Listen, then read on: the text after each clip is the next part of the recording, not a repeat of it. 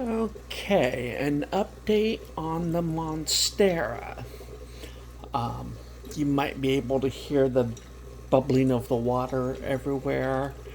I need to top off the aquariums, but yeah, that's just something I need to do. I apologize if the air pumps and things are loud with the bubbling. But anyway, the newest leaf, here's the original one it came with. But the newest leaf doesn't have anything interesting going on. It grew this while it was growing roots. It's got some nice roots now. There's like a total of 5 of them. Not very long yet, but yeah. Grew the roots at the same time it grew the leaf. The leaf is, yeah, quite a bit smaller. But yeah, it's a cutting. It had to grow leaves. It decided to grow a leaf too. The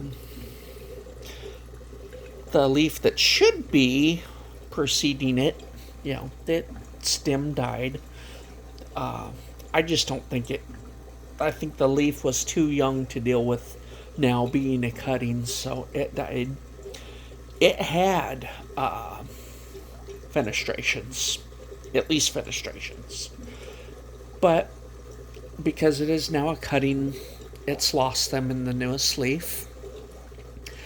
But it has said, well, one thing. It is said that it would like more light. Because of the lack of fenestration? No, I guess technically that's one thing that tells me it needs more light. But in better light, and I didn't have time to film earlier when the light was better, but in better light, I noticed somewhere in here it is decided that that's where its newest node is going to be. So, I don't know. Well, I do know, I guess. The node I'm worried about is here. And the newest node, like I said, is up here somewhere. I can't see it in this light, but when the light was good, I could see through and I saw where the node was beginning to form. I thought it was too far apart. Way too far apart.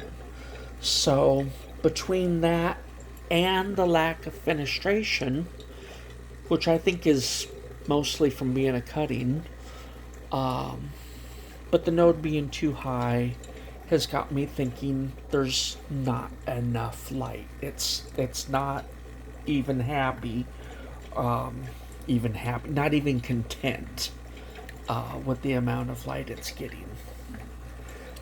Well, for now, it's gonna have to deal because this node here, yeah, this node, technically, the node that grew somewhat in my care. I'm curious where the aerial roots. Am I in shot? There we go. I'm curious where the aerial roots are going to come from. If they continue to come out the front, like that one down there, I'm going to have to turn the plant around so that the back of it can be where I need it to be. And